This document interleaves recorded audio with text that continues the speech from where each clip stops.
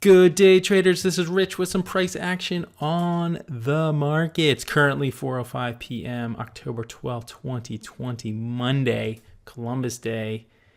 And I know if you read the thumbnail of my YouTube video, it says I lost a lot of money. It's not because I lost a lot of money according to my P&L. I lost a lot of money because I didn't take the trades I should have. Definitely took a hit, and that's only because at the beginning of the day, I took a trade and I had the same sluggish order fill on DPHC at the beginning of the day through TradeStation, got filled, got money out of it, made like $80 on the trade or something like that. But when I saw that, I was just hesitant. I was hesitant to take trades, and hesitation killed me multiple times. Only one trade out of all of them, I think, failed. It was over and over and over again. So what I'd like to do today, make sure you subscribe to the channel, like the video, is go over the ones I missed. What I either hesitated or tried to click, and I was just slow. I was slow because I wasn't excited about the trade because I was just hesitant. And I don't know why I was so hesitant today, after the fact of, not getting filled or not seeing the fill get done by TradeStation quickly like it should. And trades were setting up in the morning, and this afternoon sucked, and I just got kind of chopped around. Break even day, no money made, and it was just kind of like a flat chop, gross type of market. In the afternoon, it grinded up. Now, if you're in Apple and Microsoft and Amazon and Google, those things just kept climbing all day. They faded at the end of the day, so that created no real trades in the afternoon. So what I'll do is, you can see here, these are all my canceled trades or rejected, but these are all canceled. Some of these were sells from earlier. Like I was in Tesla trades, and I was in a DPH trade, and I canceled this market trade. I don't know. But most of we're going to just focus on the buys. Okay, so the buys were what I missed out on because I bought and I had to cancel the order because it didn't go through. And you can see my share size that I'm buying at. So let's go through those. I have it on my other screen, so I'm going to remove this so you guys can see, and we'll break it down. So on the other screen, it was after the DPHC. I did a Tesla test. That first trade on Tesla was a test trade to make sure it was routing to TradeStation. So the first one is GME, GameStop. We've talked about them. Let's go back over here to this screen. My computer's acting sluggish. It's just kind of bogus. So GameStop, right? So I had an order in at 11:20. 11:20. Am I looking at the right thing here?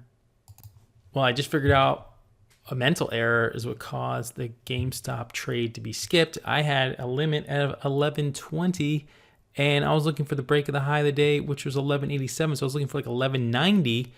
And look what happened. It broke through and ran up to almost 1270, I believe, 1277.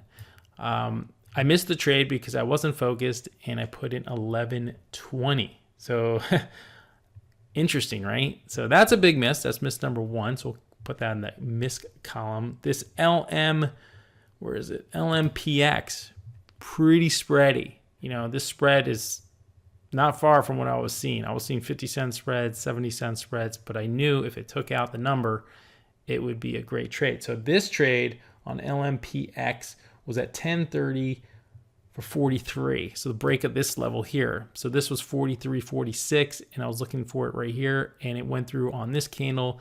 I think it might have pulled back a little bit on me, but not much, and ran up to 44. Actually 45, ran up to 45. So that's 2 points. Okay, so that's two trades, right? This is all within, the GameStop was at 950, the LMPX was at 1030, and then I went over to VVPR at 1033 because I missed this one. And when I say miss one, sometimes I talk about missing trades, I mean because I get jumped, but now I'm talking about actually maybe jumped or just hesitant and not taking the trade, which was the break of the level of 15, I believe. Yep. Looking at this level here, The high of the day was 15 early in the first candle. And then on this candle, it went through 15 and ran all the way up to 16. So that's a point. Okay, so it's 3 trades, 1 hour, all that. The next one was a high flyer, JAKK, at 1035. 1035. Let's go 1035. I was looking for a pullback here. My bid was 493. So it got down to 478. Would have hurt a little bit of pain, 977. But look what it did. It ran all the way up to 544. Another trade against me. I was going in small with that, so I would have given it the room to get down there for sure. The next one, Big C. Big C. Okay, we've talked about Big C in the past, how I missed Big C trades in the past. High of 99.87. I was looking for the break of 100. 100. So I wasn't looking at this trade here because it went through 100. It was this candle. And it went from 100 and it reached a high of 104. It did pull back under 100 here, so I probably would have gone out. I would have gotten break even on my last shares, but it did get up to about 103.75. Okay, so you're getting my point here. That's 4 trades right there. Let's look at the next one, LI. LI was a break in 19 here. Ran up to 1934. Yeah, I mean, not a huge trade here. Never came back to my entry after entry. And I probably would have made I was going to trade 500 shares. Maybe $100 on that. So that's another one. 2 at the end of the day, real end of the day, which could have been, day savers for watching the screens for so long, was a break at this level here on Surf. High of day break. It went up and didn't look back. I just had to pull the trigger, and I didn't pull the trigger, and it ran up to 994. So that's another trade. Was that 5 trades now? Or 4? 4 or 5 trades? No. 1, 2, 3, 4, 5, 6, 7. Oh my God. I'm talking 7 trades already. These are all missed because I was hesitant, not comfortable, not feeling it. And I'm just sharing this with you because these are the emotions that you go through as a trader. And I'm feeling it. And I'm actually glad I went through it today because I'm kind of like, I really want to hit it hard. We're getting into earnings season. And last time we got into earnings season, I started to fall off a bit. I started to make some bad trades. The big boys came into play more, like Amazon and Google and Apple, and the low floaters and crappy stocks weren't moving as much.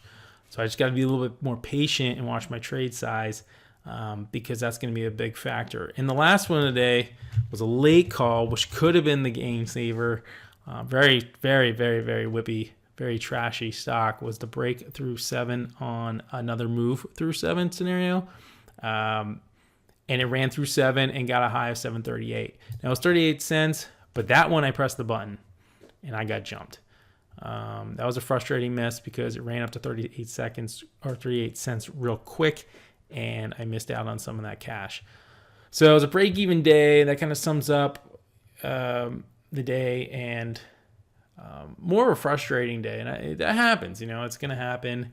It could have been worse.